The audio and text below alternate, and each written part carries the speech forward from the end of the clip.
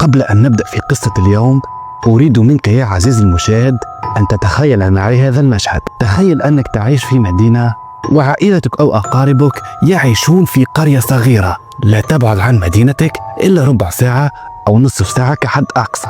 أنت كل يوم تذهب إلى المدينة التي يعيش فيها أهلك كزيارة لهم، وفي أحد الأيام عندما تذهب للقرية لزيارتهم لا تجد المدينة، حرفيا المدينة لم تجدها ولم تجد أي أثر حتى على وجودها. قد تظن أن كارثة طبيعية قد حدثت في المكان، لكن يا عزيزي المشاهد الكوارث الطبيعية تترك أثر وراءها. حلقتنا اليوم عن اختفاء بلدة آشلي، والتي يعتبر اختفاؤها والمكالمة الأخيرة التي تلقتها الشرطة قبل اختفاء المدينة بلحظات من أكثر ألغاز الاختفاء الجماعي غموضا ورعبا في التاريخ. فلو متحمس لسماع القصة فجر لايك وسبسكرايب القناة واجلس في مكان هادئ مع مشروبك المفضل، ولنبدأ على بركة الله. في أغسطس 1952 اختفت قرية آشلي المتواجدة في ولاية كنساس، ولم يسمع بها أو عن سكانها مرة أخرى. وسأعرض لكم في نهاية الفيديو تسجيل صوتي لآخر اتصال تلقته الشرطة لأحد سكان المدينة قبل اختفائها بلحظات، وهذا التسجيل حقا مرعب. في 17 أغسطس في 1952 وتحديدا الساعة 3:28 صباحا تم تسجيل زلزال بقوة 8.4 درجة، وهناك مصادر أخرى تقول أن الزلزال كان بقوة 7.8 درجة. تم رصده بواسطة أجهزة من هيئة المسح الجيولوجي الأمريكية. من قوة هذا الزلزال كان يمكن الشعور به في جميع أنحاء الولايات المتحدة الأمريكية، وبحسب التقديرات فإن مركز الزلزال وقع في قرية صغيرة لا يبلغ عدد سكانها أكثر من 600 أو 700 نسمة، اسمها آشلي، وموجودة في ولاية كنساس. سرعان ما هرعت فرق الإنقاذ والبحث لإنقاذ ما تبقى من المدينة والسكان، لكنهم فوجئوا بوجود شق هائل يبلغ طوله 1000 متر وعرضه 500 متر، وتخرج منه النيران ضخمة، ولم يجدوا المدينة أو أي أثر لسكانها. بعد 12 يوم من الحادثة تم سحب فرق الإنقاذ والطوارئ بدون عثورهم على أثر حتى شخص واحد فقط من بلدة آشلي. لكن في صباح اليوم التالي أي يوم 30 أغسطس تم تسجيل زلزال ثاني بقوة 7.5 درجة وقع في نفس مكان القرية. فبسرعة وصلت فرق الإنقاذ للمكان، وما وجدوه لا يصدق. الحفرة التي بطول 1000 متر وعرض 500 متر قد أغلقت تماما مثل ما ظهرت فجأة. إن حسبتم أن الذي حصل مرعب فأنتم مخطئون، فالذي حصل قبل 8 أيام من الزلزال واختفاء مدينة آشلي من أحداث هو وحده فيلم رعب. بلدة آشلي كما أخبرتكم هي مدينة صغيرة وزراعية لا يوجد فيها مركز شرطة، وهي تابعة لمنطقة هايز، ومركز الشرطة موجود في هايز سيتي. قبل 8 أيام من اختفاء آشلي وصلت شرطة مدينة هايز عدة بلاغات واتصالات من سكان مدينة آشلي، ومن بين هذه الاتصالات كان هناك اتصال حصل يوم 8 أغسطس على الساعة 5:13 مساء، وقال أحد سكان آشلي واسمه جوناثان جابرييل في اتصاله للشرطة قال أنه يرى شيء غريب في السماء. كان هناك ثقب أسود كبير في السماء، والغريب أنه بعد ربع ساعة فقط وافدت الكثير من الاتصالات من أشخاص من بلدة آشلي يقولون أنهم يرون نفس الثقب الأسود الضخم في السماء. والغريب أن هذه الظاهرة لم ترها أي قرية مجاورة لبلدة آشلي. يوم 9 أغسطس شرطة مركز هايز قررت إرسال شرطي واحد لمدينة آشلي في اليوم التالي للتحقيق في هذه الظاهرة، وكان هناك طريق واحد فقط يوصل بين هايز ومدينة آشلي، والعكس صحيح، يعني هذا الطريق واضح، طريق مستقيم يوصل من هايز سيتي إلى آشلي ومن آشلي إلى هايز سيتي. اسم هذا الشرطي الذي أرسله المركز آلان ميس. الغريب أن آلان كل ما يحاول الذهاب إلى مدينة آشلي ويسلك الطريق يجد نفسه يعود مرة أخرى إلى هايز سيتي. وجاء في تقريره ما يلي أنه استمر في الطريق في المسار الطبيعي، لكنه انتهى مرة أخرى بطريقة ما في هايز سيتي. الصدمة أن مركز هايز أرسل مع آلن 10 سيارات شرطة للتحقيق في الأمر، إلا أنهم صدموا بأنهم في كل مرة يسلكون طريق لمدينة آشلي يجدون نفسهم يعودون إلى هايز.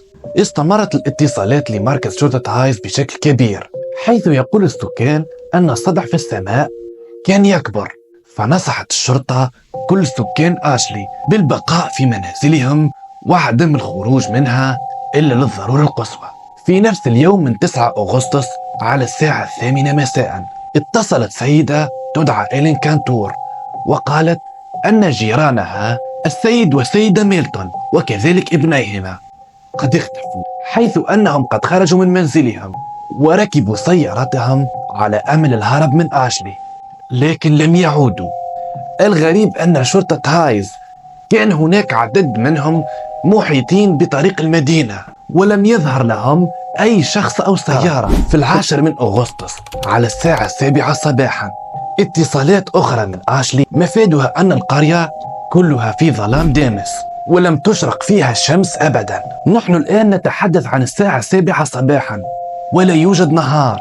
في الساعة 10:15 صباحا من نفس اليوم أرسلت شرطة كانساس مروحية هليكوبتر للتحليق فوق آشلي والتحقيق في الأمر، والصدمة أنهم لم يتمكنوا من رؤية أي مكان أو منزل في المدينة على الإطلاق، والمدينة غير موجودة.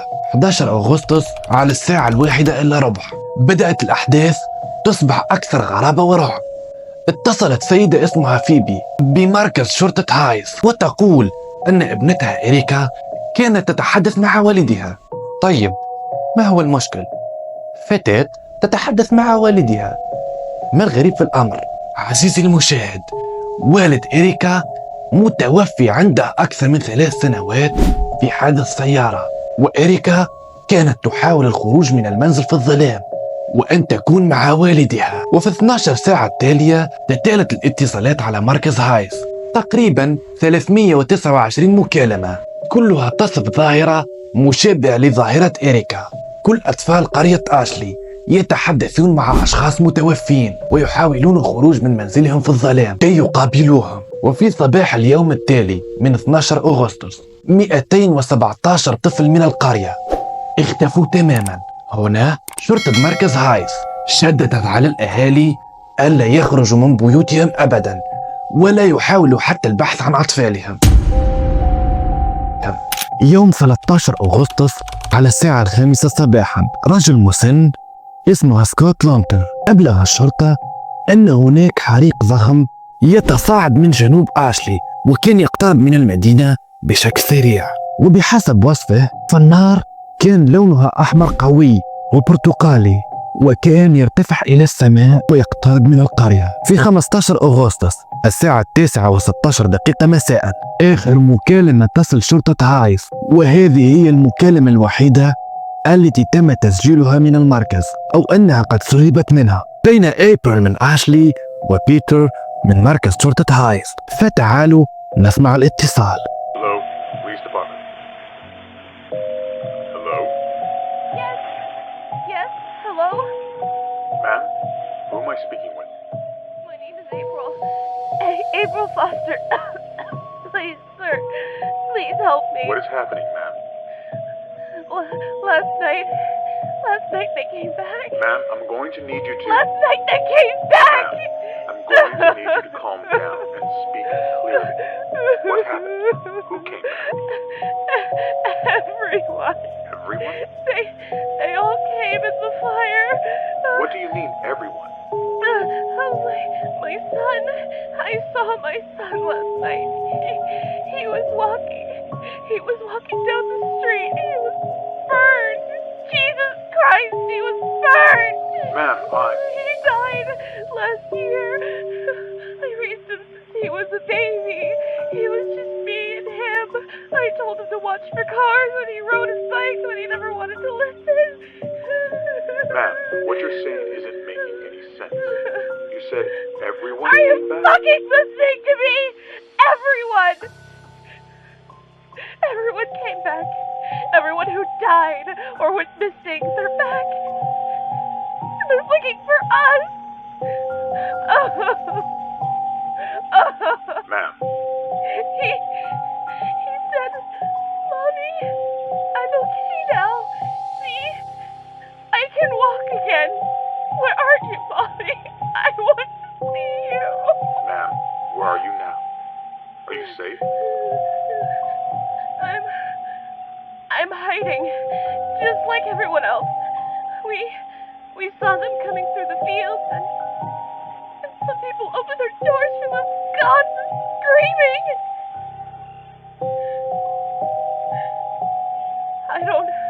I don't know what happened to them, but their houses caught fire and they caved in. I have my curtains drawn. I'm in the closet right now. بعد هذا الاتصال لم يرد اتصال آخر من مدينة آشلي، وبعدها بيوم واحد تمكنت شرطة هايز من العثور على مكان وجود مدينة آشلي كانساس، وكان شق ضخم هو كل ما تبقى من المدينة. فما الذي حدث فعلا لسكان مدينة آشلي؟ وما هو السر وراء اختفاء القرية؟ هل هو الزلزال أم أن الأمر علاقة بظواهر خارقة للطبيعة؟ أخبرني بتفسيرك للأمر في التعليقات. لو وصلت إلى هذا الحد فأنت صديق مميز وقد أعجبتك الحلقة، فاثبت وجودك بلايك وكومنت وشير الفيديو مع أصدقائك. ولو أول مرة تشاهدني سبسكرايب للقناة وفعل الجرس ليصلك كل جديد. ويمكنك زيارة قناتي والاستمتاع بمشاهدة المواضيع الغامضة والمرعبة. ودمتم في أمان الله.